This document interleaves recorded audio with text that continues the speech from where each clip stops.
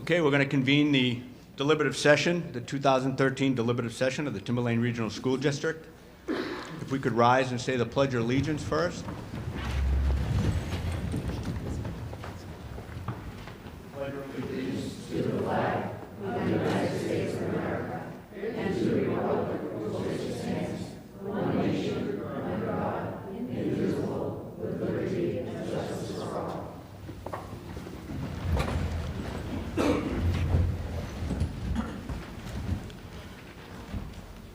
Thank you. And a reminder, if everybody could either put your cell phone on vibrate or turn it off, please, I'd appreciate that. My name's Steve Ranlett. I am the moderator for the Timberlane Regional School District. My assistant moderator is New Hampshire State Rep. Norm Major. I'd like to thank everybody for coming here this evening. Today's procedures will be, Robert's Rules of Order will follow them as a guide. Everything obviously will be by majority vote. Voters can overrule any decisions that the moderator makes and any rule that the moderator establishes. The vote can be requested by a point of order. We also have a petition that on the operating budget, if there are any amendments to the operating budget, it's going to be by a secret ballot, and that's just amendments only. If it's not changed, then it will be posted as it is. The session will consist of explanations, discussions, and debate on warrant articles number 2 through 8. Warrant articles may be amended subject to the following limitations. Warrant articles whose wording is prescribed by law shall not be amended. Warrant articles that are amended shall be placed on the official ballot for the final vote on the main motion as amended, and no warrant article shall be amended to eliminate the subject matter of the article. This is the first session of the deliberative session being held here. The second session of the annual meeting of 1 through 8 will be conducted by official ballot to be held in conjunction with the town meeting voting being held on Tuesday, the 12th of March, 2013, and at your respective polling places. The first article that you'll be voting on at the polling places are for the school district office positions. And I guess we'll just jump right into the Article 2, the operating budget. There's been a one-word change in the operating budget. On the first paragraph, on the first line, it's the operating budget, but when we get into the second figure is not operating budget, it's the default budget. So Article 2, shall the Timberlane Regional School District raise and appropriate as an operating budget, not including appropriations by special warrant articles and other appropriations voted separately, the amount set forth on the budget posted with the warrant or as amended by vote of the first session for the purpose set forth therein, totaling $64,272,418. Should this article be defeated, the default budget shall be $64,418,761, which is the same as last year, with certain adjustments required by previous action of the Timberlane Regional School District or by law, or the governing body may hold one special meeting in accordance with RSA 40, 13, 10, and 16 to take up the issues of a revised operating budget only. Note that the warrant Article 2, the operating budget, does not include appropriations proposed under any other warrant articles. And we need a majority vote for this. It was recommended by the school board 9-0 and recommended by the budget committee 8-0. When I ask, is there a motion to put this on the floor? If you do make the motion, could you state your name so the minute taker can get your name down for the motion? Also, if second, if you can follow that with your name, I'd appreciate it. Is there a motion to put this on the floor for discussion? I'll make that motion. My name is Michael Mascola. Is there a second? My name is Catherine Rochford. Thank you. Motion been made in second. It's on the floor for discussion. And whoever's, anybody? Good evening. My name is Michelle O'Neill. I'm chairman of the School Budget Committee. The agenda tonight for the presentation of the budget is to explain what the duties of the Budget Committee is and who the members are. The historic trends of the 2013-2014 budget, major budget factors, difference between the recommended and the default budget, and the tax impact. The Budget Committee, we are citizen oversight of the budgeting process. We start out in September with budget presentations from the administrators, principals, and department heads. Also, the superintendent gives us his input. We listen to input from citizens groups, committee members, and anybody else who has questions or who makes suggestions to us. Part of our process is to ask questions. We suggest and we make changes to the budget that you see tonight. The members of our committee are from Atkinson, Kate Rochford, Greg Spiro, from Danville, myself, and Dennis Francoeur, from Plastow, Barry Weymouth, Diane Rothwell, and there was a vacant seat all year long from Plastow. From Sandown, we have Kathy Lisi and Donna Green. The school board representative this year was Roger Barzak from Sandown. The comparisons of last year's budget, or as we like to call it, the current year's budget to next year's budget.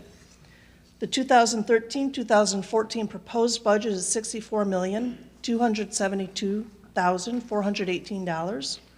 The budget last year that was approved by voters was $62,821,817, which is a change of $1,250,601.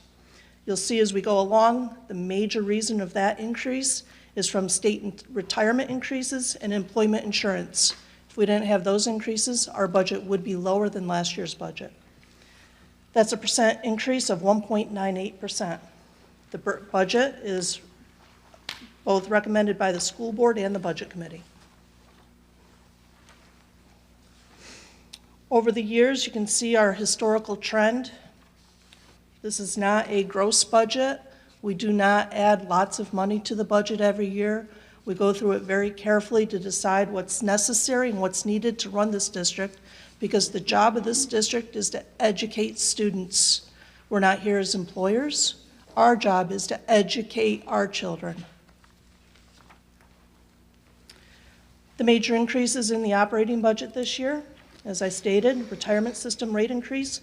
This year's increase is $819,267,000. Looking at historical trends, if you go back to the 2003-2004 annual report, we paid $470,000 to state retirement. This year, our impact is $3 million. $3 million of our budget this year is going to the state retirement. We have no control over this. The state's balancing their budget. When they can't balance it, they push it back to us. We're paying it. Employment insurance is up $513,206. You add those two values together, that's $1,332,293. That's more than the overall increase of this budget over last year's budget. We have an increase this year of books and resources and software of $277,126.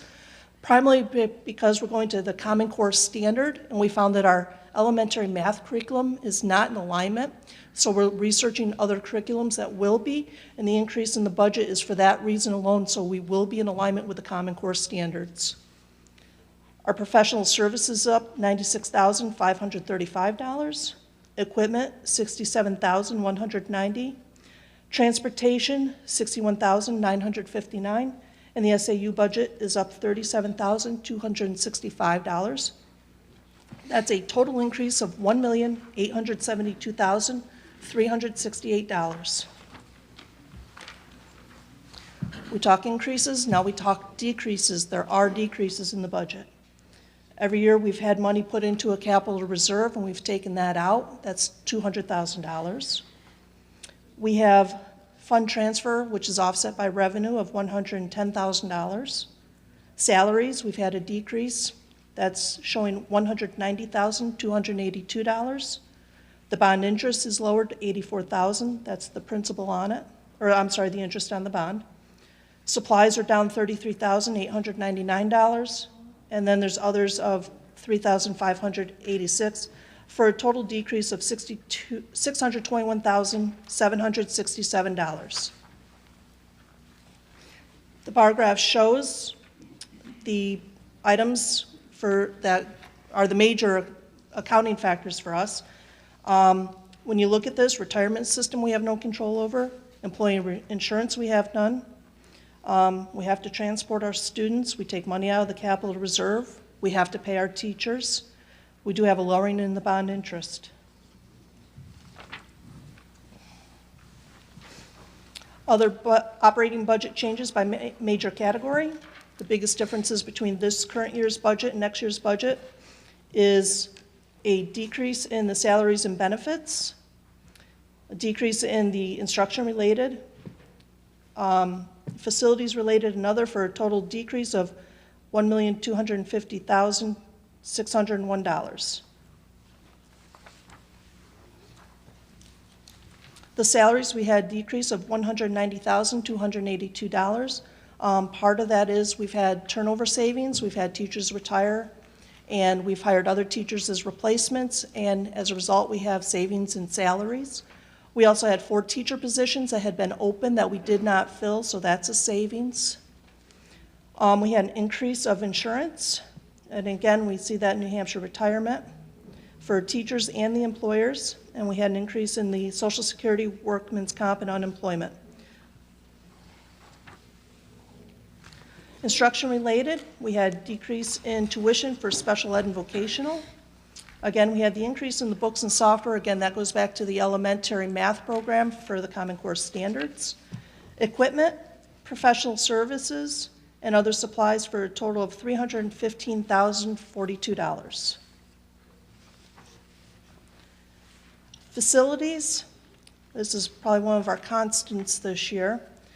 We had decrease in our renovation and repair. We will be having to replace one of the phone systems at the elementary school for a cost of $40,000. We need to purchase a maintenance van. We have one maintenance man that goes between all 7 buildings throughout the district, and right now he's using his personal vehicle. He can't carry all his necessary equipment, so we need to purchase him a van to do that. The inspections, those are for asbestos inspections, those are required. And then again, a decrease in the bond interest. The transportation contract, this year we're going out to bid for our transportation contract. This increase shows a 3% increase over this year's. This may or may not come to fruition depending upon the bids that we get, but we have to be able to put the money into the budget in order to be able to pay the contracts. There was an increase in the SAU budget of $37,000, a decrease in the capital reserve, decrease in fund transfers, and there were some other items that totaled $22,652,000. Overall, that was a decrease of $188,124. This year's recommended budget is $64,272,418. The default budget, if the recommended budget does not pass, will be $64,418,761, which means there would be a higher default budget of $146,343, with a percent difference of 0.23%.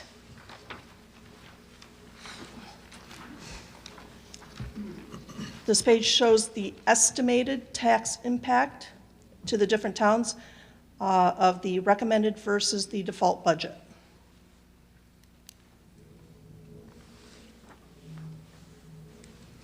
Our cost per pupil for 2011-2012, the state average is $13,159. Timberlane averages $13,005. So compared to the rest of the state, our average cost per pupil is less. 45 districts spend less money than we do per student. 115 districts spend more. All this information is published on the New Hampshire Department of Education website.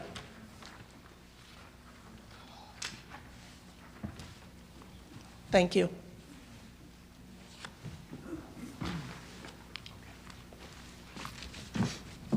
Thank you, Michelle.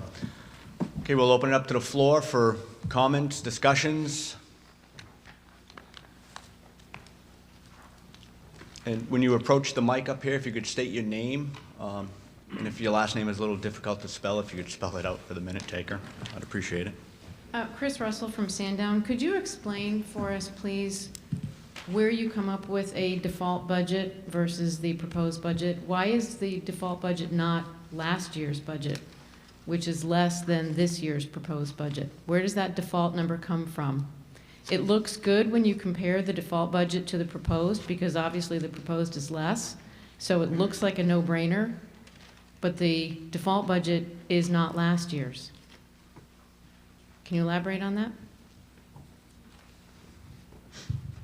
Sure. George? Thank you, Mr. Moderator. I'm George Stokinger, the business administrator. I prepare the default budget. The default law says that you start with this current year's budget and you adjust it for contracts or any legal obligations or debt service and so forth. And you remove one-time items, such as if you had a vehicle. I believe this year we have a driver's ed car in the budget, so that gets removed. That's the extent of the law.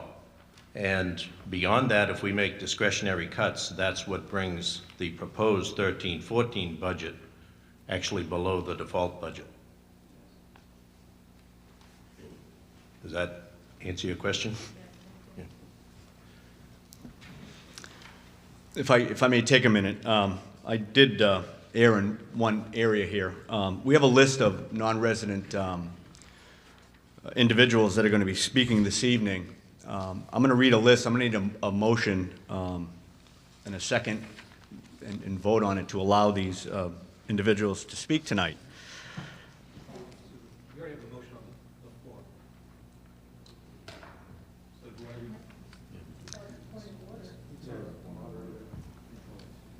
Yeah. It's obviously been explained that I can do this. We do have a motion on the floor, but I guess I can entertain a motion after I read the names to do this. It's going to be Earl Metzler, who's the superintendent of school, George Stokinger, the business administrator, Attorney Mike Elwell, who's the legal counsel this evening, Kelly Killen, the director of elementary education, Scott Strange, the director of secondary education, Deb Armfield, the director of professional learning, Dr. Roxanne Wilson, the director of pupil personnel, Beth Rancone, assistant director of pupil personnel, Nancy Dennehy, director of human resources, Michelle Gatos, the Pollard school principal, Douglas Rolfe, the principal of Sandown Central, Michael Hogan, principal of Timberlane Regional School, John Holland, director of technology, Tony DiBata Lameo, director of music, Jim Hughes, director of facilities, Linda Auger, sorry if I'm hammering these names, technology coordinator, Renzo Ngadi, director of evening division, Lou Brode, the teachers union president, and Lorraine Mascioli, the union vice president. Is there a motion to allow these people to speak tonight? Motion by Sue Sherman. Is there a second? Jack St. Pierre. Is there any discussion on allowing these individuals to speak this evening? There being none, all those in favor signify by saying aye. Aye. Noes? Abstentions? Ayes have it. Okay, now we'll get back to the motion. Is there any other further discussion on Article number 2, the budget? Sir? Good evening, Mr. Moderator, Jack Sapir of Atkinson. First of all, I'd like to commend the school board, who I've become endeared with. I think you guys have done a wonderful job this year. And to the budget committee, sitting on a budget committee, and being a former selectman in the town of Atkinson, I can appreciate the hard work and the due diligence that you all do, so thank you very much. Can you explain to me, did you say any amendments to the budget would be done by secret ballot? And could you explain that process if in fact that's the case? Yeah, if there's, if the Article number 2 goes as is with no amendments or not being changed, then it will be placed on the ballot as it is. But if there are any amendments to it, then it's going to be by secret ballot. We have an amendment, we have a signed by 5 people, it's been verified by the voters of the checklist. Okay, so I'm gonna create a couple secret ballots this evening. Okay. Sorry. No, if you do have an amendment, if you can have it written down exactly the way, the wording, it's got to be exact the way I'm going to read it. Okay, So when you do have an amendment to any of the articles. all right. Should I give the amendment and then open it up for discussion? Would that be the proper? Yeah, you're process? going to have to give me the amendment, and then I'm going to have to Okay, read it, and then all right. there's going to have to be a motion on the amendment. Is there a form for that, or? No, it's just a plain piece of paper. See you in a few minutes.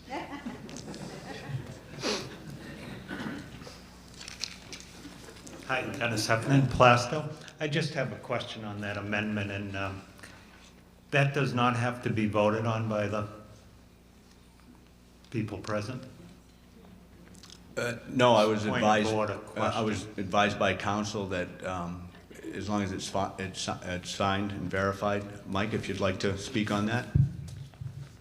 Under RSA 40, if 5 or more registered voters request a secret ballot on a particular vote, as long as they're registered voters, then that's sufficient. There doesn't need to be a motion beyond that. Okay, thank you for the clarification. Any? Sue Sherman, Plasto, maybe while we're waiting for Mr. Sapia to get his motion written down, we could ask a few clarifying questions regarding the budget. So my first question, Mrs. O'Neill, is could you expand on, I'm on one of the slides from the presentation, the SAU increases. So it's $37,265. Could you give some specifics to that SAU? Is that the SAU budget, or is that things at the SAU office specifically, please? That is the SAU budget. The SAU budget is put together by the SAU board. The SAU board is comprised of the Timberlane School Board and the Hampstead School Board. The Timberlane School Budget Committee has absolutely nothing to do with the SAU budget. That number is given to us and we have to pay it. So therefore, I would defer the question to the SAU chairman, which is Mr. Muscola. So can you give us any, Mr. Muscola, thank you, Mrs. O'Neill, any information regarding what that $37,000 increase is involved, so the voting public and TV land can be better informed? Just for your information, the document I'm giving Mr. Muscola, I printed off of the SAU website before I came tonight, and it explains every single line of the SAU budget. Great, I'd just like to hear it said. Thank you.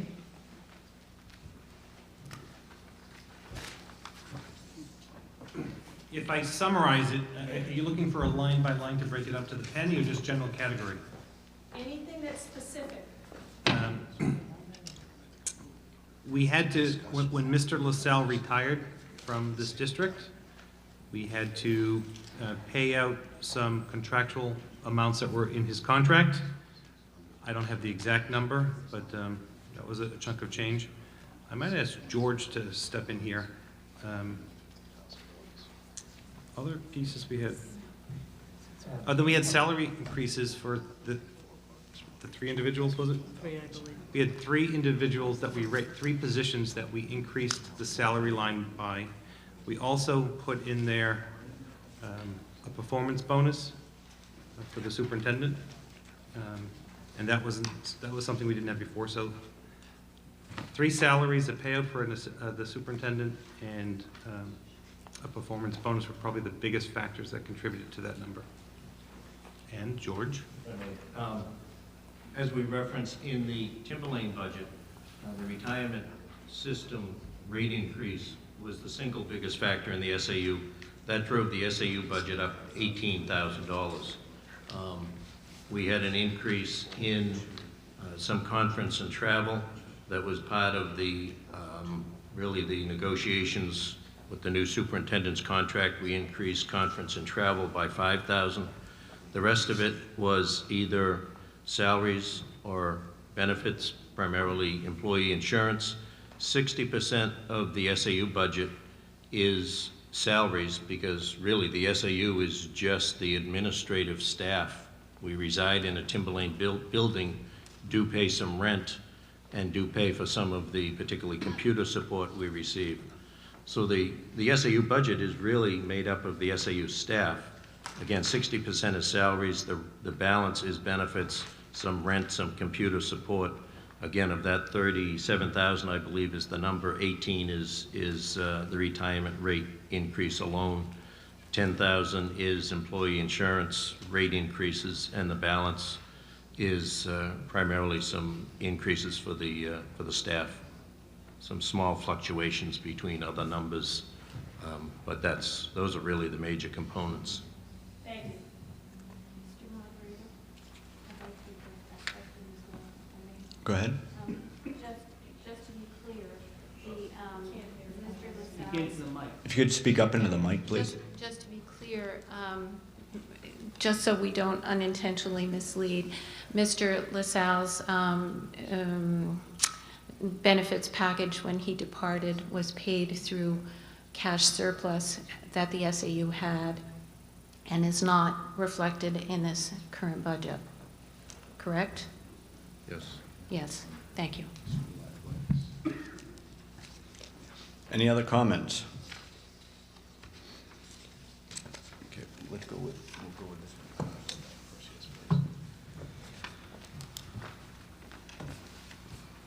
Go ahead and make your motion. Okay, I make a motion, and I do it with the utmost humility and respect for the Budget Committee, because I know you folks did a lot of hard work. I would like to raise under operating and maintenance of grounds, under supplies, line item, forgot my glasses again, 2630610. And I'd like to raise that by $150,000. And I'll explain why. Okay. There's been a motion made to raise the line item under operating and maintenance grounds, supplies from $25,000 to raise it $150,000 to equal $175,000. Is there a second on that motion? Sir, if you could state your name. My name is Ed Murphy. Second by Ed Murphy. Motion been made in second. I'll open it up for a discussion. I feel it absolutely necessary to start moving toward working on our facilities, working on our infrastructure. Over the years, we have a limited amount of resources. I think we have a limited amount of staff. I appreciate the Budget Committee's effort to stay level funded, if you will. But I think if we continue to ignore the facilities and the grounds, and we don't give them, because we have a limited amount of fields, they really get overused.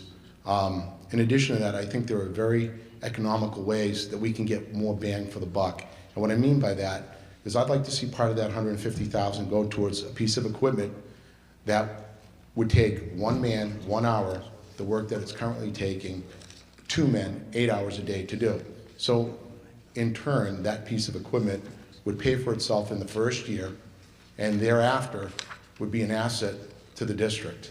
And there are many other things that need to be done out in the fields relative to maybe fencing off the back field so kids don't drive their cars out there and do donuts. That's something I know has been talked about for a great amount of time. And I'm not talking about, and please understand, I'm not talking about putting in an indoor swimming pool or a field house. We have tremendous student athletes here. They do a phenomenal job. I had an opportunity this week to go to the New Hampshire Athletic Association, where our scholar athletes were noticed. And I have to tell you, out of all the D1 schools, Timberlane, 2-to-1, 3-to-1, our students were there. We had more students there than any other school, any other Division I school. I think we owe it to the students to give them and support them with the best of facilities that we possibly can.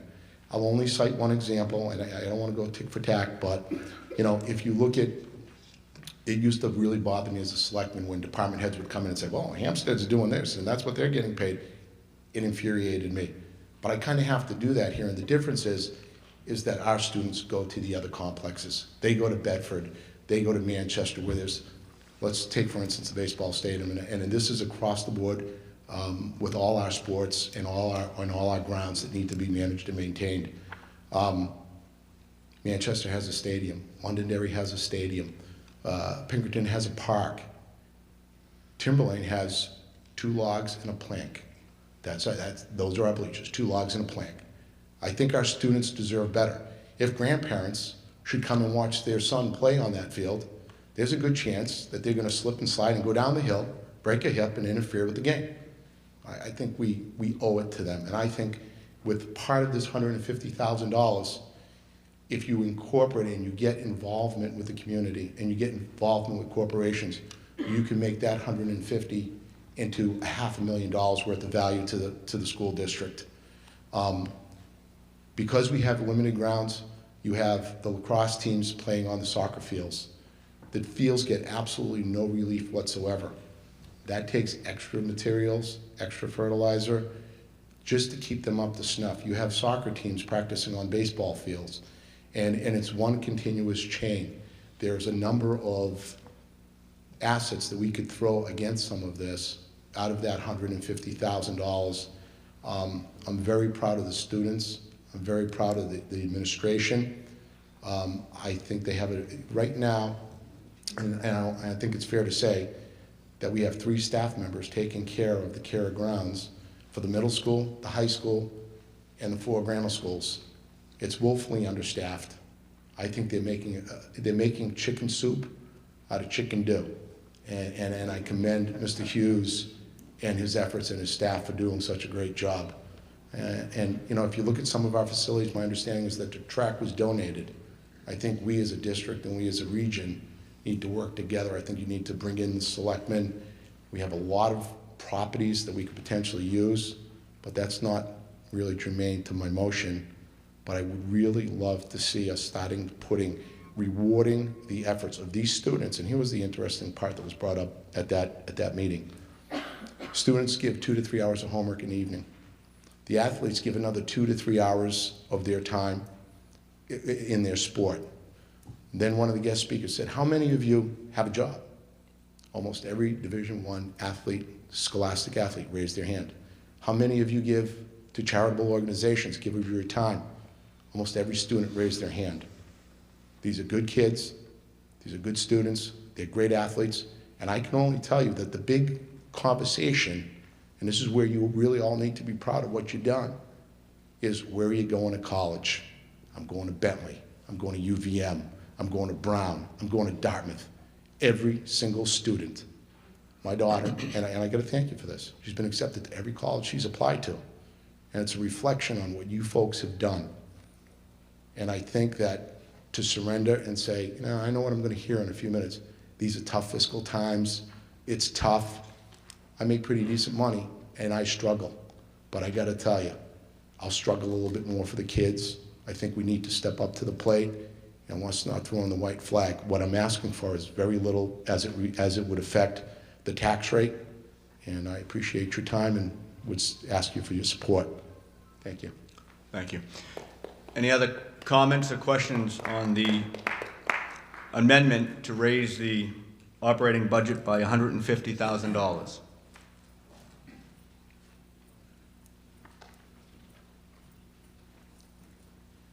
Louise Pajak, Sandown. I certainly support this. I have a question about the procedure. Because we're going to go to a secret ballot, will the polls be open for an hour? Yeah, no, the polls will be open for anybody that wants to vote, and when I feel is that everybody is either here or people have walked in to vote, then the polls will be closed. Any other, sir?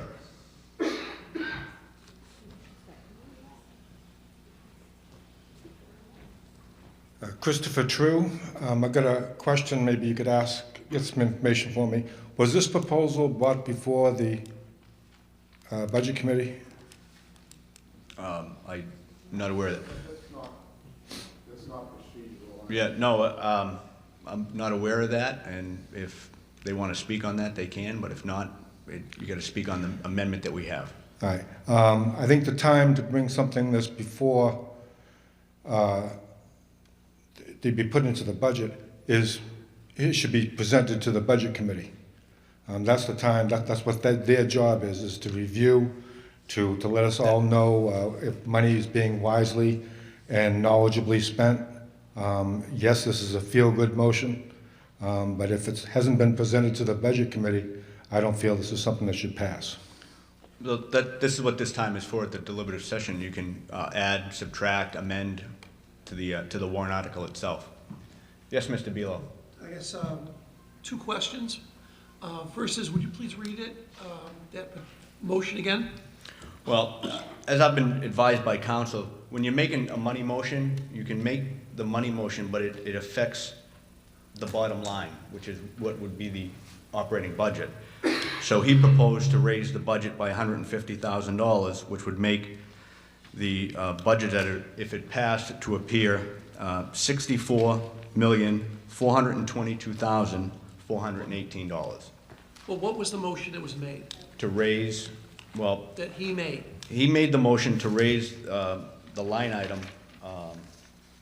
It was it was operating and maintenance to raise other, I believe it was, to raise it from 25,000 to 150. I've been advised by counsel that you don't have to cite a particular area within the budget. You just have to state you want to raise the budget by X amount of dollars and then give an explanation. I'm not arguing with that. My second question was going to be, how can you go after one line like that? Well, I've been advised, so that's why I... So, should you not perhaps throw that back, or not throw it, but offer it back to the person who made the motion and say you cannot do that, and allow him to change it and not you change his motion? He might not want to do that. I'm going to refer that to to counsel, Mr. Elwell. Any motion to amend the operating budget, in this case to amend it upward by $150,000, is, as the moderator just said, whatever the rationale that's given for it is, it's a motion to amend that first figure in the warrant article. Any person moving to amend the budget can specify their preferred reasons and what would happen with the money, and that's all fine for the meeting to hear, but it is a bottom line change to that first dollar figure in the warrant article, and even though the motion wasn't worded in that fashion, clearly that was the intent of the motion, so I think it's a proper motion to amend the first number upward by $150,000. Thank you. Does that answer your question, Pete? Okay. I just want to make it clear to the last person at the microphone, the fine gentleman, is that my intent was not to circumvent the budget committee. My attempt is to do something that I think is in dire need and a good first step. And if you look at our facilities, and if all someone has to do is a walk around the back of the athletic area, just to understand where I'm coming from. So in no way, shape, or form did I try and deter from the budget committee or circumvent the system.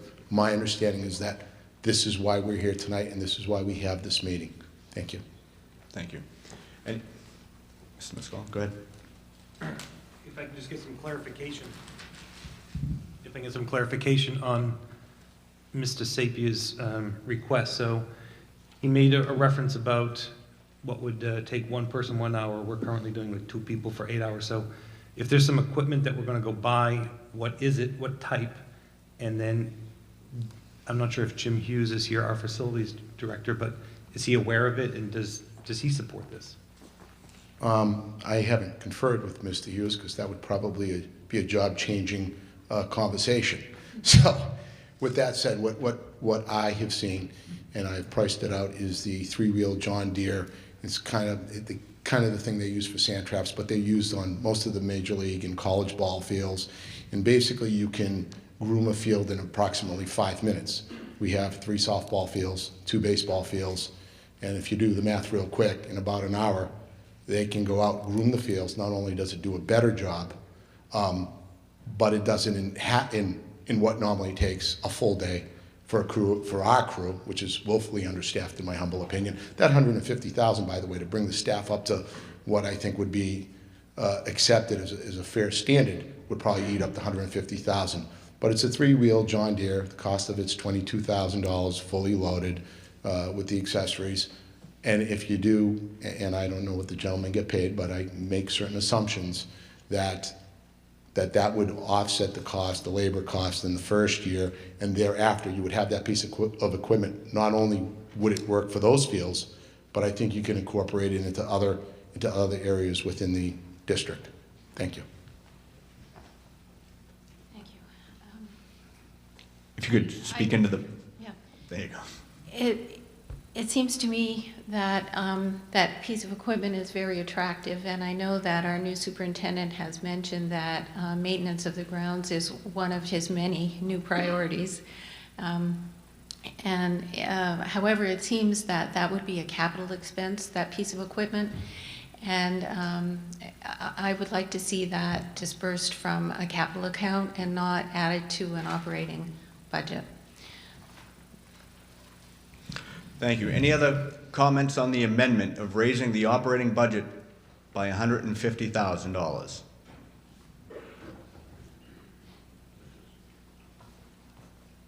Dennis Heffernan, Plasto. Just clarification. If this increase does pass, does it have to go towards what the amendment is saying, or can it be spent in any way? I'm going to defer the question. It's a bottom line budget, so there's no requirement that it be spent for the moving party's stated intention. Is there any way to guarantee that? No. Any further discussion, comments on the amendment of $150,000 to the operating budget? George? Mr. Moderator, I'd like to make a comment, and I know the superintendent does. I've been in this position for 10 years, and anybody that's requested a specific purpose, the school board has certainly honored that request, and I think Dr. DeMestlo wants to add a comment to that. Sorry. Certainly, and I appreciate the spirit in which the motion was made, and certainly if that was something that the taxpayers wanted and supported, we would make sure that we took care of that. I think dragging the fields, I believe, is if you go to a ball fields, is important in terms of out of respect for our athletes. So if that passes, and it really fits into our district action plan, take care of our facilities and grounds, we could guarantee that we would use those funds in the spirit in which they were added to the bottom line. Thank you. Any other comments, questions? Okay, we're going to move this to... Thank you. Sorry, go ahead. I just want to be clear what the distinction is between a capital expense and an operating budget. We do have a capital reserve fund that could be used, could be tapped to buy this particular piece of equipment. If we put this money into the operating budget, it has a life of its own, and it stays from year to year to year quite often. And as you know, as was established, monies can be spent as they're needed. It's not necessarily earmarked and designated forever to be given towards grounds. Whereas if we took the money from a capital reserve fund, which we have, it would not have an impact on the operating budget. So we'd still get the piece of equipment. So I personally would not favor this amendment. Thank you. Yes, Michelle. Just for clarification, if something like this was purchased, it would be a one-time expense, and it would be removed from the following year's budget. Thank you. George? Yes, this would be a piece of equipment. It would be purchased from the operating budget. The capital reserve fund is strictly for building renovations, additions, new buildings, and land purchase. The capital reserve fund is very specific to its purpose, and any expenditure from the capital reserve fund can only be made and authorized by the voters on each March ballot. So Stand These corrected. funds could not Thank be you. used for a piece of equipment. Thank you. Any other comments, concerns, questions? Okay, we're going to move this to a vote. I believe the way we're going to be voting on the amendment of raising the operating budget by $150,000. We're going to be passing out the voter cards and the pens. They're going to look like this. It's got yes and no on it. So on the amendment, yes if you want to add the 150, or no. And then you're going to go down the second aisle down there, and the assistant moderator, Norm Major, is going to be standing over there, and he'll put your ballots in the ballot box. Question, point of order. I have one more of these, not quite as substantial as the last one, but because it's a bottom line budget, I Yep, could have. just got one amendment at a time. Okay, very good. Thank you. Both confused myself.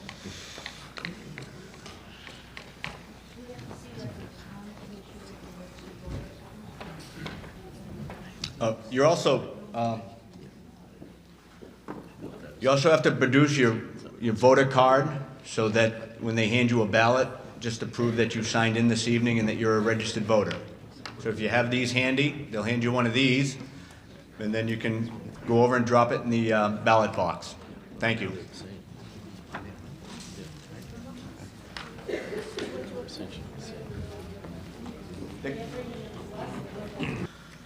Okay, the ballot vote, 41 yeses and 34 noes, so the amendment passes. So back to the original amendment of Article 2. The total would be $46,422,418. 64 mil, what did I say? 40.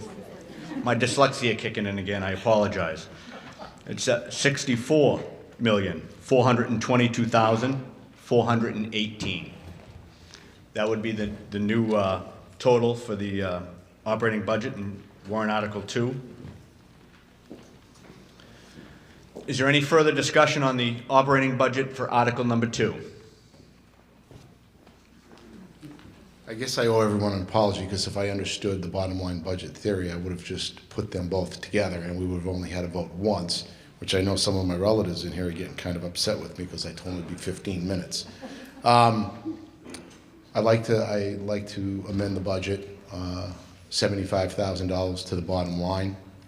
I'd like to do that, well, I'll do the bottom line, and then after a second, if I get one, I'll give my reason for that. We have another motion on the floor to raise the bottom line of the operating budget another $75,000. Is there a second? Yes. Murphy? Ed Murphy. Ed Murphy. The motion is made and seconded. Is there any discussion on the amendment? My proposal is to get some equipment that is dearly needed. First, I'd like to just kind of give a brief outline of what some of our athletes have to go through.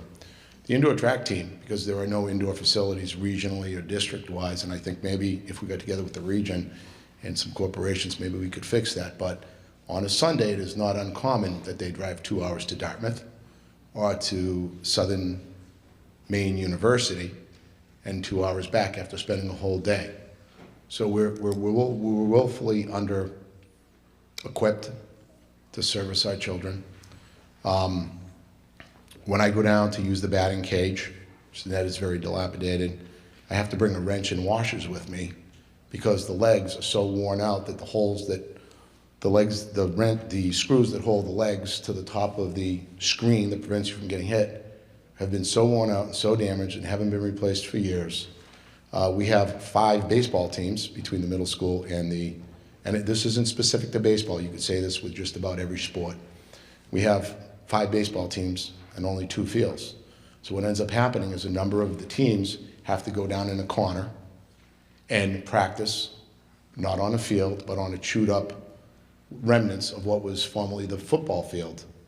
We need pieces of equipment like you've seen them wheeled out onto baseball fields. They're batting practice cages. They're wheeled out, and Each one of those run about $3,000 a piece, because I find myself at the end of the season carrying buckets of balls that I buy for my son out and donating them to the baseball teams. So this is a common occurrence. It goes from sport to sport to sport. I can tell you that some of the jerseys used, and look, once again, you could spend all that money that I've proposed in just the training and weight room, which I believe isn't even up to code. It's deplorable. I've talked to many of the school board members, I've talked to residents, but ask the coaches if you don't believe me. Ask the coaches, ask the students, ask them what they need. I have. And I gotta tell you, once again, they go in there, they train year round. They have summer programs. And let's not forget that these facilities aren't only used by the high school students and the middle school students, but they're used by the members of our community 7 days a week. There isn't a field out there that sits dormant in the spring, summer, or fall. And the facilities indoor are used just as well with youth basketball, youth volleyball, cheerleading. So our facilities are strained. And what I'm asking you to do is to give the athletic director some additional support to do the things that he needs to do and buy the equipment that he needs, and some of it cost effective, and some of it because it's a more efficient and more economical way. It's a lot cheaper to buy a $3,000 cage, if you will, than to build a new field. And unfortunately, we just don't have the resources field-wise. And ask the coaches. Ask the coaches, they'll tell you. Ask the players, they'll tell you. And once again, they give a great effort. They all go on to college. They're all great kids. They have great coaches. I'm gonna leave you with this one last thought. As we struggle with all the issues that are taking place across our country, Columbine, Virginia Tech, Sandy Hook, I think it's a fear as you look at what has transpired, and it's a very, very complex issue. But how many of those, and I'll call them children, how many of those people had someone that they could call coach in their life? Coaches are an inspiration to students. I know if it wasn't for a few of my high school coaches, I wouldn't have gone to college. My friends would have been very different, and my career would have been very different. Sports are more than just an avenue to go out and blow off steam. The kids learn quite a bit. There's a value set there that I think is irreplaceable by just about anything else. They learn teamwork, they learn cooperation, they learn humility, they learn hard work and work ethic, and let's give them the tools that they deserve and that they're willing to work for. And one last thing, I want you to know that there are a ton of booster groups. I personally, with the soccer boosters, went to Loudon Racetrack, and to raise $7,000 for the students, I put my hands in stuff that is just totally unimaginable. It's not like going to a Red Sox game. Loudon's a little bit different scenario. There's whiskey bottles, beer bottles, but those kids went out there and they busted their humps for 4 or 5 hours, and I think they'd be willing to do it again. Just last week, I went to Heavenly Donuts, and there were 2 basketball players out there probably getting frostbite for $20 to put towards their sports. I really believe it's time to assist them in their efforts. Thank you. Thank you. Hi, Jennifer Caruso. Mr. Sapir spoke about the coaches. I just want to elaborate on my child and what the district did with my child. My child was a freshman, pulled up to varsity starter for lacrosse. A coach decided to make them wrestle inappropriately. She lost consciousness in a circle of 20 girls, was moved, sent to the athletic trainer, who concussion tested her 4 points below baseline, didn't call us, and sent her back out on the field to tell her coach, where she was left in a... I don't mean to interrupt, but Yeah. we're talking about we have to Right. stay focused on the $75,000 I understand. amendment. Please. I really think that the district needs to look at what they do with their players once they've thrown them away and not addressed, and look at things like safety, not just batting cages, of what they do and how they don't address things. I can't even get superintendent to respond to the request Ma'am, of again, looking at her injury. Ma'am, I'm going to have to interrupt this. You No, have to I stay understand. focused to the, Yeah. either you're for or against. You want to speak I'm against the not, amendment yeah, for the I'm not. $75,000? I'm not, because I Then I'll- see, then- and I see that this district doesn't deal with the issues that they should, first and foremost, and spend money foolishly, rather than look at the students and deal with issues of safety. And I believe Thank- Mr. Sapia brought this before to the school board for donations for ball fields, something to the effect of lights, and Again, also, you have to speak towards the Yep. amendment, please. that's it. Thank Thank you. you. Any other comments on the amendment to raise the operating budget by $75,000? And we have to speak either for or against the amendment, please. Chris Russell again. I'm, Okay, go ahead. go ahead. No, Mrs. Russell, go ahead. I'm not opposed at all to improving our fields or our equipment, but I really don't think throwing money at the bottom line is the way to do it. I think the way to do it is to evaluate the budget, not now, but during the budget review process, sit with the athletic director and look at where the current athletic budget is going. My husband actually asked for that information and was passed around between the SAU and the high school, and nobody could provide him with an athletic department budget broken down by sport or team. No one seemed to know that information. So I have a hard time agreeing with throwing another $75,000 into a general bottom line, which may or may not be spent on athletics at all. Thank you. Thank you. Sir, if you state your name, please. Arthur Green, Sandown. I would speak against the amendment, and I thank the previous speaker. I think she made great points. If this was a good idea, it was a good idea to bring it before Budget Committee and have it evaluated with everything else that goes into the $60-odd million budget. If there is foolish spending in the budget, then I'd like somebody to point to the foolish spending so that we could remove the foolish spending before we add $75,000.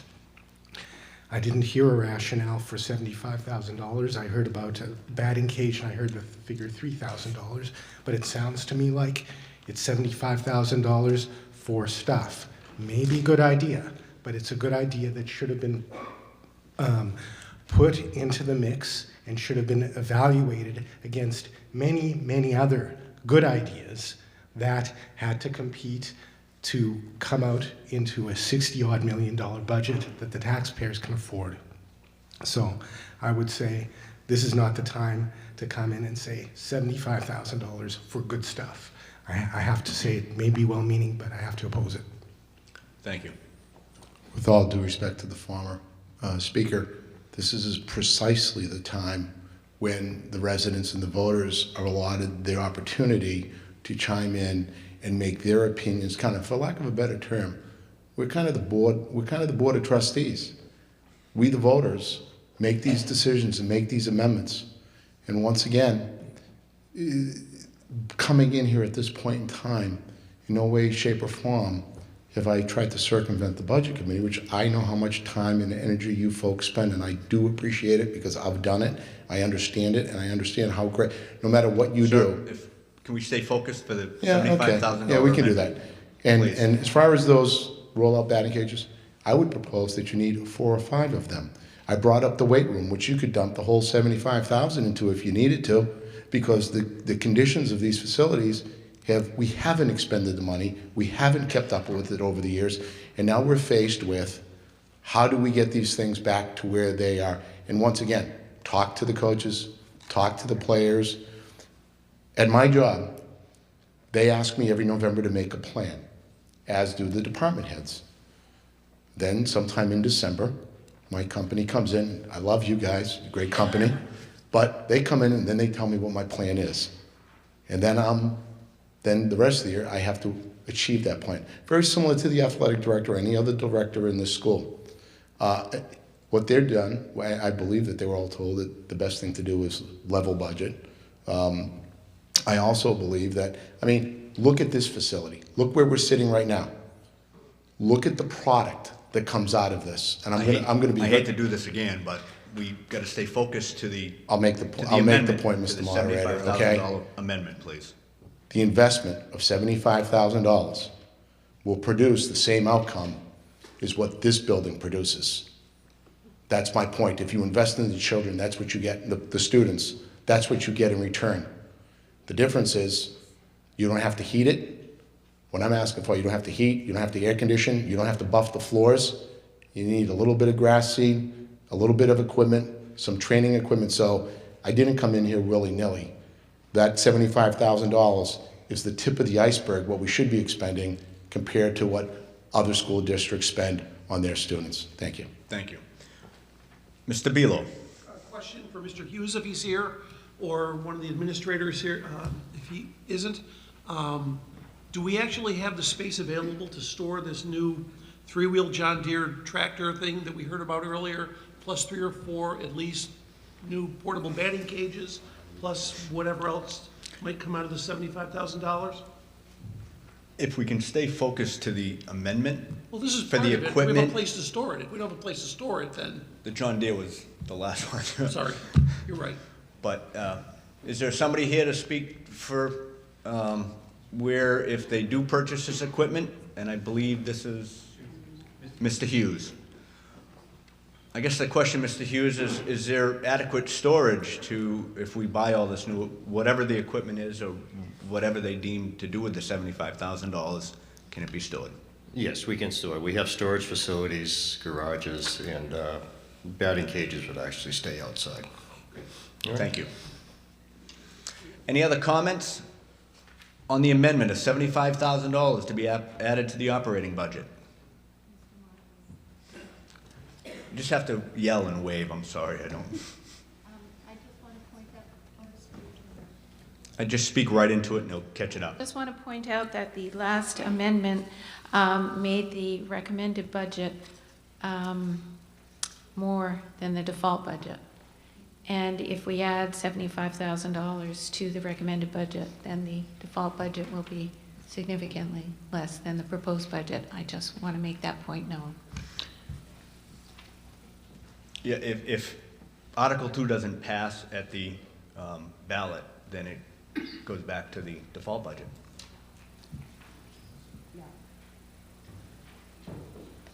I'm sorry? If the operating budget goes, and I believe if council could, how about let's get by this amendment first and then we can answer that. Okay. Any other comments on the amendment, adding $75,000 to the operating budget? There being none, we'll open up for secret ballot again. We are voting at this time by secret ballot of an amendment to add $75,000 to the operating budget.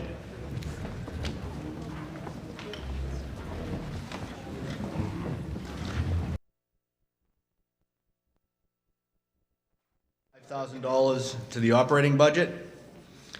There were 26 yeses and 48 noes. That amendment's been defeated.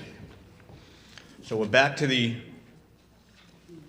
Article 2, the operating budget, totaling $64,422,418. Is there any further discussion on Article number 2, the operating budget? There being none, that will appear on the ballot as amended. Moving on to Article 3, Capital Reserve Fund. Shall the Timberlane Regional School District raise and appropriate up to $200,000 to be placed in the school building construction, reconstruction, capital improvement, and land purchase capital reserve fund established in 1996? Would such amount to be transferred from the June 30th, 2013 unassigned fund balance or surplus? Louise Pajak, could I make a motion to restrict reconsideration on the previous article? Yeah. Thank you. Okay, there's been a motion to restrict Article 2. There's been a second. Any discussion on restricting Article number 2? There being none, all in favor signify by saying aye. Aye. No? Abstentions? Ayes have it. Thank you. Okay, moving on again to Article 3. In the end was the available for transfer on July 1st of this year. A majority vote is required at the ballot. The funds for this article come from the 2012-2013 school budget surplus and not from additional taxes. Recommended by the school board 9-0, and it was recommended by the budget committee 9-0. Is there a motion to put this article on the floor for debate? I'll make the motion. Motion, is there a second? I'll second. Second by Mike. Okay, I'll put it on the floor for discussion. Any discussion on the Capital Reserve Fund presentation, anything? Okay, there being none, that will appear on the ballot as is. Article number 4, collective bargaining agreement. Make a motion, please. I'd like to make a motion to restrict reconsideration of Article number 3, Capital Reserve Fund. There's been a motion made to be seconded by Mr. Belo. Any discussion on restricting? There being none, all those in favor of restricting Article number 3 signify by saying aye. Aye. Noes? Abstentions? Ayes have it. Thank you. Article number 4, the collective bargaining agreement, the Timberlane Teachers Association. Shall the Timberlane Regional School District vote to approve the cost items included in the collective bargaining agreement reached between the Timberlane Teachers Association and the Timberlane Regional School Board, which calls for the following increases in salaries and benefits at the current staffing levels over the amount paid in the prior fiscal year, and further to raise the appropriate the sum of $398,203 for the 2013-14 fiscal year, such sum representing the additional cost attributable to the increase in salaries and benefits required by the new agreement over those that would be paid at the current staffing levels. Recommended by the school board 8-1 and recommended by the budget committee 7-1. Is there a motion to put that on the floor? I make the motion to put Article 4 on the floor. There's a motion, is there a second? I'll second. Second by, could you, Catherine Rochford. thank you. I'll open it up for discussion.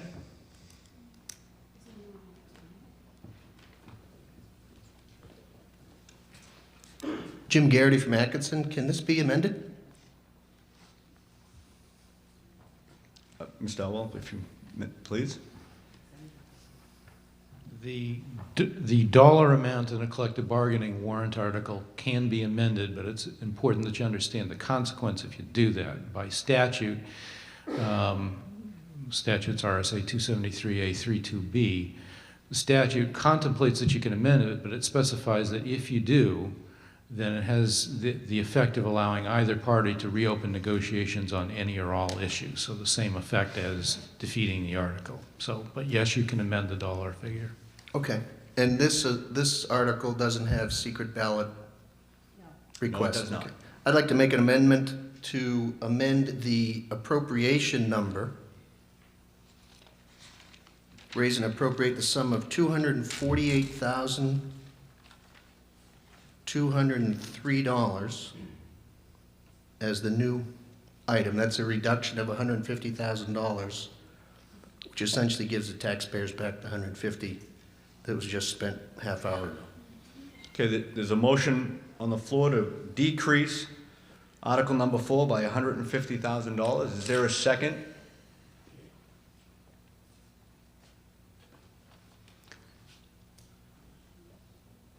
Your name? Okay. Chris Russell. Okay, there's a motion on the floor.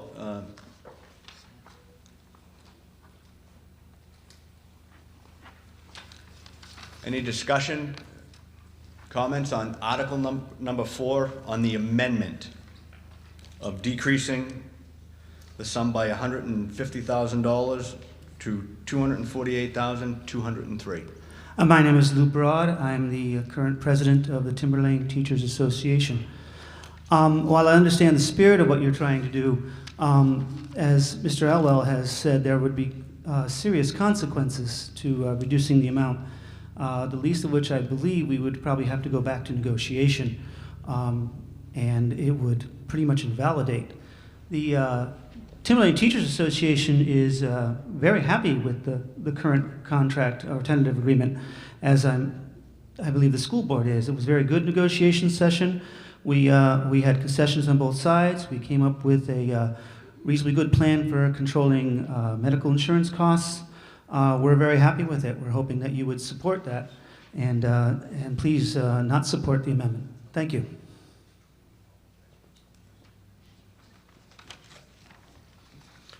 Excuse me. Miss. If I could speak to this as well.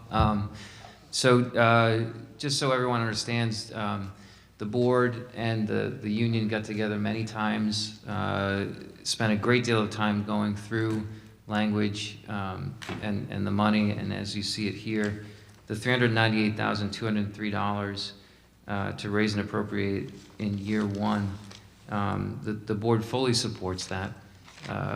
We are very happy, as Mr. Broad stated, with the result of the negotiations. Moving forward, we hope that this amendment fails. I hope that this amendment fails and that this contract moves forward over the next 3 years. Thank you. Sue? Sue Sherman, Plasto, proud veteran teacher of Timberlane and proud resident of Plasto. I think this is a reasonable contract. I think it's respectful of the communities. We understand the economic times, but I think it's also respectful to teaching staff that work extremely hard every single day with our most precious commodity, our kids. So I'm asking the community to not agree with this amendment, but to support the article as written. Thank you.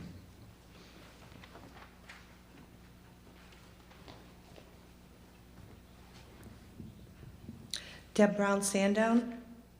Wow. That one just took me by surprise. I think it would be extremely unfair to ask our teachers and our school employees to bear the cost of something that we just decided to raise money for.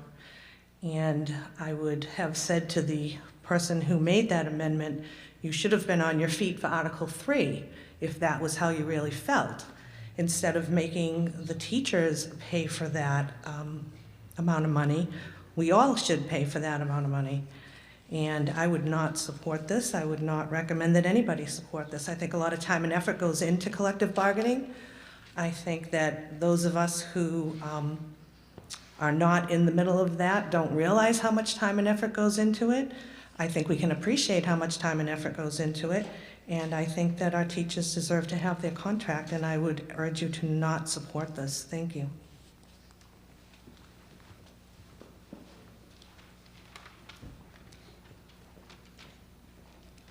Myra Hogan Plastow, also a middle school teacher, also a negotiating member.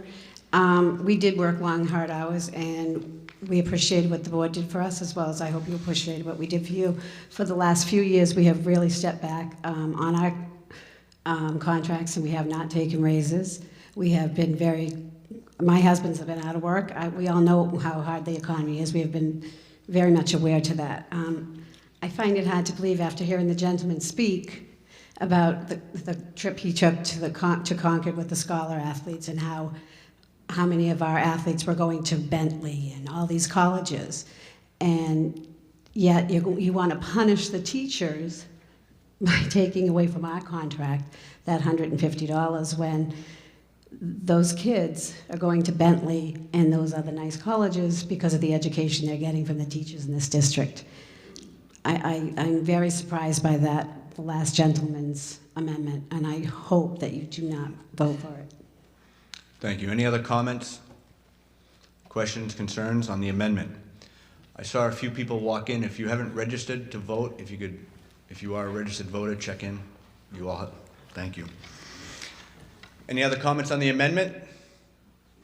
Just one more thing I'd like to add. For those of you that don't have these numbers immediately in front of you, just so you get some perspective on this, the 2006 to 2009 contract that the teachers had and the voters approved was an increase over 3 years of just over $3 million, which would be $1 million a year. So I'd just like to add to the comment that asking for $398,203, I think is very fair. I think it's very respectful of the taxpayers, considering that the current school year that we are in, the teachers did not get a raise, they did not get a step raise, they did not get a cost of living adjustment. Thank you. Thank you. This is a question, Mr. Moderator. We talk about 150,000, we talk about 395,000. How does that, we have, I think, around 28,000 people in the school district. I don't know how many voting members, but how does that actually affect the tax rate? Because on $300,000 divided amongst 4 towns, it doesn't really affect you as a taxpayer. So I'm wondering if someone's got that kind of answer. So your question would be what percentage, or narrow your question? How does that affect your it? tax rate in your town if, say, based on $100,000? Does anyone in the budget committee, because I know a lot of times on budget committees you say, if we do this, it will affect the tax rate by this. So I'm just wondering if anyone's got that answer, because I think it's rather inconsequential, honestly. George? I don't have a direct answer or a dollar figure. Tax rate impact. Tax rate is a little involved in calculating. It's apportioned throughout the towns. Operating expenses are apportioned by the average daily membership or the enrollment from each town. And equipment and capital expenses are apportioned by the equalized valuation of each town. That comes from the Department of Revenue Administration. So a quick answer, what's the tax effect of across 4 individual towns of 150,000? I can't give you that answer. But 150,000 on a $64 million budget, while $150,000 is a lot of money, as a percentage of 64 million is a relatively small percentage. I don't know if that helps.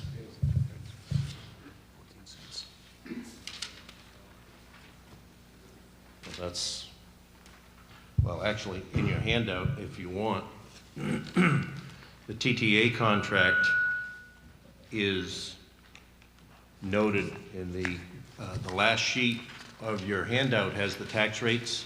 The $398,000 of the contract, for instance, in Atkinson, has an 11-cent effect on the tax rate. So 150,000 would be well below half that. And each town is noted there. If you want a perspective, the effect of the 398,000 of the TTA contract, again, 11 cents in Atkinson, 23 cents in Danville, and these are my estimates, 14 cents in Plastow and 17 cents in Sandown. So that's almost, let's call it 400,000. That's the effect of a $400,000 cost. $150,000 cost is 40% of that, just as a relative comparison. Thank you, George. Sir? Arthur Green, Sandown. I've decided to come to the microphone to lend some moral support to this amendment while also saying that I feel I have to vote against it. The moral support is that I strongly agree with the proposition that if somebody's going to present extra expenditure of $150,000, the first thing we should be doing or in stewardship of money which is not ours, no matter how little it is. It's money you're taking from, you're going into the pockets of people sitting here and pulling it out. And the first thing you should be asking is, well, can we cut somewhere else? And I think that if we were dealing at a bottom line, if we were dealing at the level of, well, 150,000, can we make a headcount reduction to compensate for it? Well, that's life. That's how we do things. And that's how this should have been done. However, Deliberative passed it. It's been added to the bottom line budget. And now this warrant article dealing with funding the teacher's contract doesn't achieve the same result, which is why in the end I feel I have to vote against it. However, I do want to point out to this group and also possibly for next year that presenting figures like this, you know, $385,000 appropriated to fund year one of the new contract. What that's really doing is it's making an assumption. It's assuming a certain staffing level. And there's nothing that should be written in stone about the staffing levels. Staffing level itself is not contracted. And what I still expect of the school board members and of the budget committee members is that the staffing level itself should always be in question, and we should always be trying to align the staffing with the enrollment, which year on year over the long term is going down. Point of order, Mr. Moderator. Point of order. I'm opposing the amendment, and I'm opposing it because I think that the objectives of the amendment can and should be achieved by the people who are charged with spending our money through managing the staffing levels to what's truly needed to deliver the service. Thank you. Michelle, go ahead. I had a point of order that he wasn't really discussing the motion that was on the floor. Yeah, that was, thank you. Mr. Garrity. Thank you, Mr. Moderator. Jim Garrity from Atkinson. I would like to withdraw my amendment. I agree with what everyone here said. The point was, we're talking about taxpayers who are being hammered. Folks are struggling, and we need to remember that. Thank you. Thank you. Yeah, Mrs. Russell, would you like to withdraw your second? Sure. Thank you. Okay, the amendment's been withdrawn. We're back to the article number 4. As read, is there any further discussion? Motion to move the question. Second. I'll take one more comment, and then we'll. Motion's been made and seconded. Yeah, and I have somebody up here that wants to speak, so I'm going to allow him to do that. Thank you. I just have a quick question. I see the vote here. Somebody from the budget committee and somebody from the school committee didn't vote on it, and I'm just questioning who that was and if they would give their reason why. Thank you. What's your name and town? I'm sorry. It's Dennis Heffernan, and I'm from Plastow. Mrs. Green? I'm the one negative on the budget committee. If you could speak up into your mic, please. I'm the one negative on the budget committee, and I don't oppose this because of the money. I oppose it because of the terms of the contract. There is no promotion based on merit or outcome, teaching outcome, and there's an incentive for retirement as well as an incentive for longevity. It seems to me we want one or the other. But my fundamental objection to this contract was that there is the pay is not merit-based. Thank you. Roger Barzak. I did not vote in favor of this simply because I believe that the teachers deserve salary increases. I just believe that the economic status that we are in right now does not support the level of these proposed salary increases. Thank you. Okay, I'm going to real quick, because I'm gonna, Sir, point of order. We have a motion on the floor in a second. yeah, you do. I'd just like You're to right, say. but if he's, I can entertain the quick question, and then, It's not a question, I stand in favor of this article. I stand Okay. in favor of supporting the teachers. The bottom line is, whether it's the grounds, whether it's the teachers, we have an expectation of to provide our students with an adequate facilities and learning experience, and that costs money. And I'm getting, you hear it at town hall, everyone is struggling. I'm struggling. But the bottom line is, if you want the service, I hear a lot of people, just bear with me 1 minute, Mr. Moderator. I hear a lot of complaints around the district. But look behind you, Mr. Moderator. You have 50 people.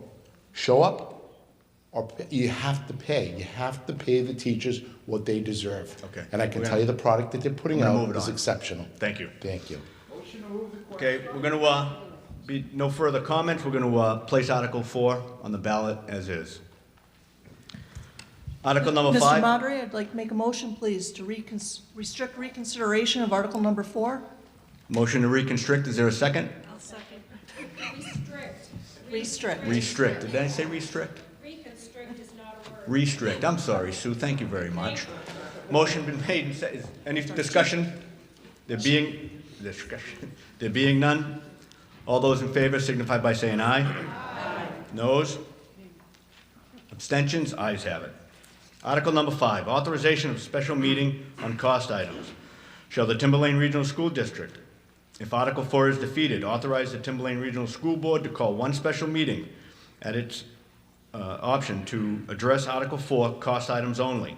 Without this article, the district would have to petition Superior Court for a special school district meeting. This saves the district the expense of attorney's fees and court costs.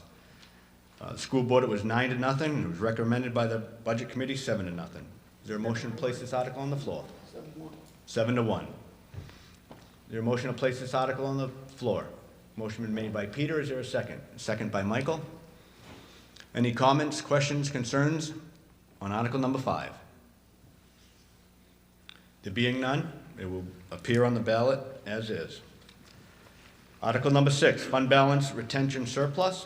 Shall the Timberlane Regional School District vote to authorize indefinitely until rescinded the retention of year-end unassigned general funds in the amount not to exceed in any fiscal year 2.5% of the current fiscal year's net assessment for the purpose of having funds on hand to use as a revenue source for emergency expenditures and over expenditures under RSA 32:11, or to be used as revenue source to reduce the tax rate, all in accordance with 198(4)(b), Roman numeral 2. This was recommended by the school board 8-1 and recommended by the budget committee 8-0. Is there a motion to place this article on the floor? Mrs. Costa. Motion by Mrs. Costa and seconded by Mike. Any comments, concerns, discussion on Article number 6? Mr. Moderator? Just a clerical correction. Before the 198:4-B, I would assume it should say RSA. Thank you. Sir? Hi, yes, Sean O'Neill from Danville. Can you explain how money would be pulled out of this fund? Is this going to be by the school board, Superior Court? If I could speak to, I'd like to explain this, this article. This article comes from new legislation from the last session of the legislature. It allows a school district to retain a small portion of its surplus. Previous to this legislation, a school district has to return its full surplus to the towns to use to fund the following school year. This allows a small portion to be put aside on the balance sheet of the school district as a safeguard against some conditions such as shortfall in revenue, some unexpected expenses. It does not increase the budget of the school district, but it allows, under existing procedures and RSA, if we have an unexpected expenditure in a tight budget year, it would allow us to go to the Commissioner of Revenue with a petition to exceed our budget and say repair something that has failed, and this would be a source of revenue to pay for that additional expenditure. It could also be used to offset a spike in the tax rate if we foresaw that for the following year. It would be under the governance of the school district. What this article allows, it just gives the school district the power to basically establish a savings account to put some money aside. They would then decide at the end of each year if they did want to fund this. So at the end of this school year, if this should pass, at the end of the school year, we would have a discussion with the school board and they would make a decision whether to set aside any money, if they so choose to set aside some money from the surplus for this purpose. So what I'm looking also, I'm in support of this warrant article, but I wanted to, this is analogous to what local towns have currently as Yes. an unreserved fund balance. Mhm. And what that is dollars that are set aside inside a part of their unreserved fund balance. And if the local town had the same kind of catastrophes or some kind of an issue, they would have to petition the Department of Revenue or the Superior Court or District Court, it's one of the two, to expend from those funds. And I just wanted to make sure that the same sort Yes. of checks and balances were in place. That's the reference in the warrant to, the reference to RSA 3211 is the procedure to petition the Commissioner of Education to expend any additional money. So this is basically, there's a lot of checks and balances in this. Thank Yes. you. Any other comments, questions on Article number 6? There being none, the warrant article will appear on the ballot as is. Article number 7, the general acceptance of reports. Shall the Timberlane Regional School District accept reports of agents, auditors, and committees as written in the 2012 annual report? Is there a motion to place this on the floor? Motion's been made by Mr. Spiro. Is there a second? Second by Mike. Any discussion on Article number 7? There being none, it will appear on the ballot as is. Article number 8, the SAU budget on warrant petition by Donna Green and others. Shall the voters of the Timberlane Regional School District within School Administrative Unit number 55 adopt the provisions of RSA 194-C:9-b to allow for insertion of the School Administrative Unit budget as a separate warrant article at the annual school district meetings? Is there a motion to place this on the floor for discussion? I'll make the motion. Is there a second? I'll second. Second by, thank you. It's on the floor for discussion. Mrs. Green? Thank you. I'm just going to take about 4 minutes. I am one of 2 promulgators of this citizens petition, and I'd just like to go over 3 points in reference to the petition. 1, the purpose of the warrant article, some background and how the article would work, and some potential objections. So the purpose of the article is to allow Timberlane and Hampstead voters to approve the SAU budget. And for the benefit of those who may be watching, I'd like to explain what the SAU is. The School Administrative Unit, or the SAU, provides administrative services to member districts, in our case, Timberlane and Hampstead. The SAU is a separate corporation. It's not part of the Timberlane Regional School District. So the superintendent, the assistant superintendent, the business administrator, and other staff at the SAU office are not Timberlane employees. By law, the SAU budget is paid by the constituent districts, so Timberlane and Hampstead, and it's based on student enrollment. Timberlane pays about 3/4 of the SAU budget, and Hampstead pays about 1/4 of the SAU budget. Only the SAU board approves the SAU budget. It does not get vetted by any budget committee, nor does it go directly to the voters for approval. The SAU budget levy appears as a single and unchangeable line item on the Timberlane budget. The SAU budget is automatically approved by voters when they approve the Timberlane budget. The voters have no opportunity to change or reject that budget, which is a budget within a budget. What more than 100 petitioners and I are asking is something the state has made provisions to allow in RSA 194-C:9-A, alternative budget procedure. So the state has facilitated this kind of arrangement. This petition warrant article must be approved by a majority of voters in the school district to take effect. If the article passes, then next year, the SAU portion will be removed from Timberlane's budget and placed in a separate warrant article. The new article will ask the voters to approve the SAU's 2014-2015 budget and Timberlane's portion of it.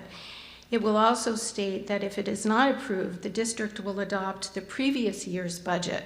In other words, there will be a default SAU budget. The wording of the article is fixed by law and cannot be changed in any way at deliberative. The SAU budget must get a majority vote or it goes to default. So this is how it would work. If voters pass this petition warrant for the first time in the SAU's history, the voters, not the SAU board, will have the power to approve the SAU budget. You should vote for this petition article if you believe voters should have the final say on the reasonableness of budget increases. In 9 years, the SAU budget has increased 41%. Now, I'm not saying that that's necessarily an unreasonable increase. I'm only saying that it should be put to the voters to decide that. Now, for the possible objections to this petition. One is it won't make any difference because Timberlane's portion of the SAU budget is only $1 million. Even going to default won't make any noticeable difference in the tax bill. So that's all true.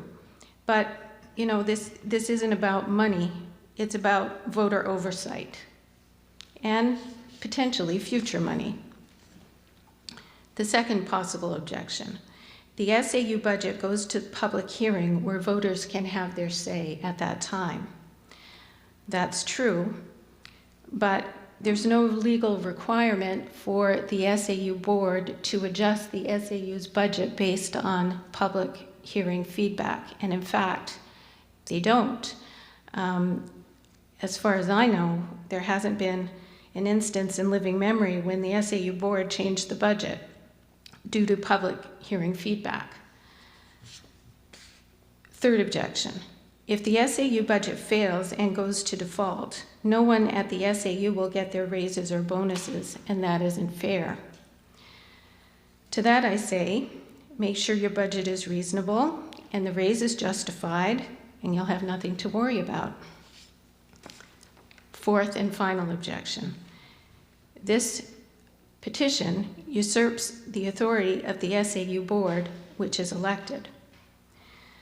So I'd just like to explain that the SAU board is comprised of the Timberlane School Board and the Hampstead School Board. Those combined boards make the SAU board, and those are all elected officials. So stepping back, the Timberlane School Board approves the Timberlane school budget. The Timberlane Budget Committee approves the school budget, and yet the school budget still goes before the voters of the Timberlane district.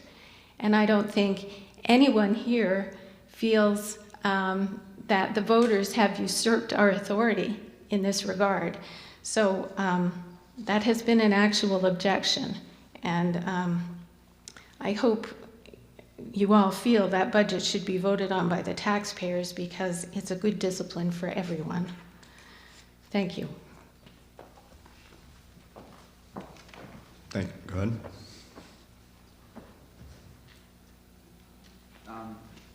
I'd just like to make a quick correction.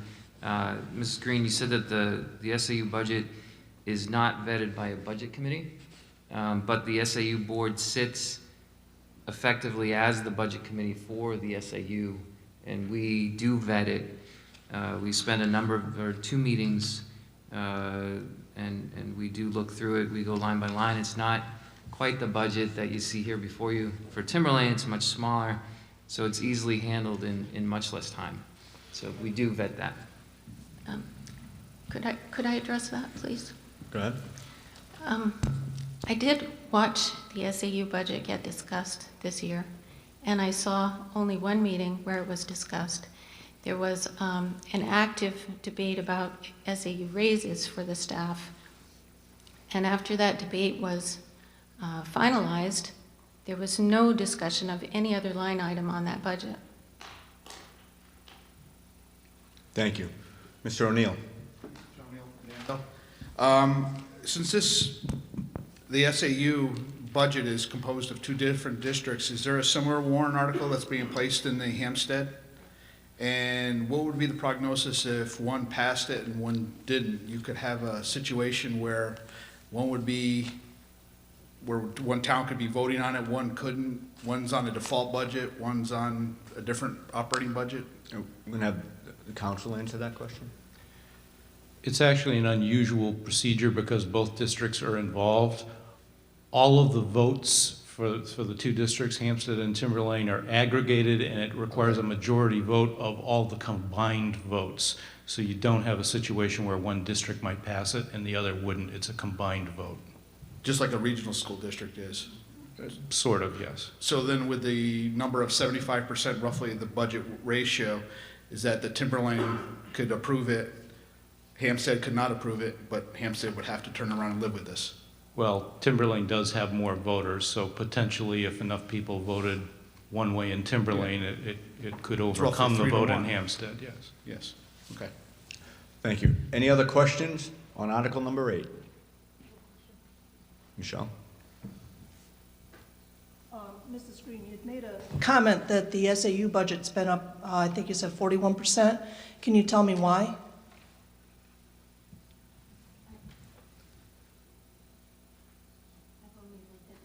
Oh, excuse me, I've only looked at the bottom line budgets over the past 9 years. Okay, so you don't know what may have encompassed that 41% increase over the 9 years? That's correct. Thank you. Any other questions, comments, concern on Article number 8? There being none, Article number 8 will appear as is.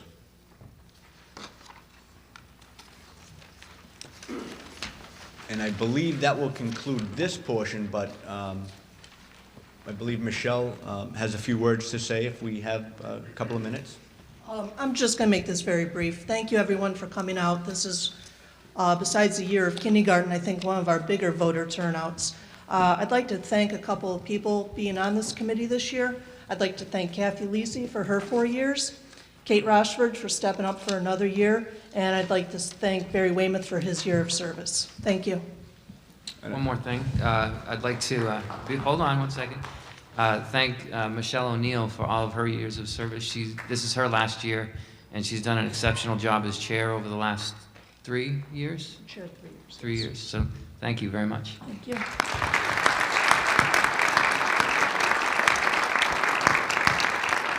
This will conclude the... No.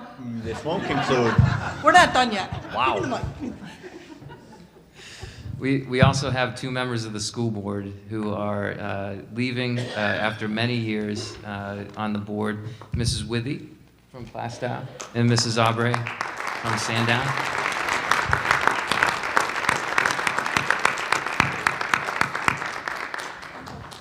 And I'd like to thank everybody for putting in their time all year long to get this together, and obviously everybody else to get together tonight. So everybody be safe tomorrow with all the snow coming, and thank you very much.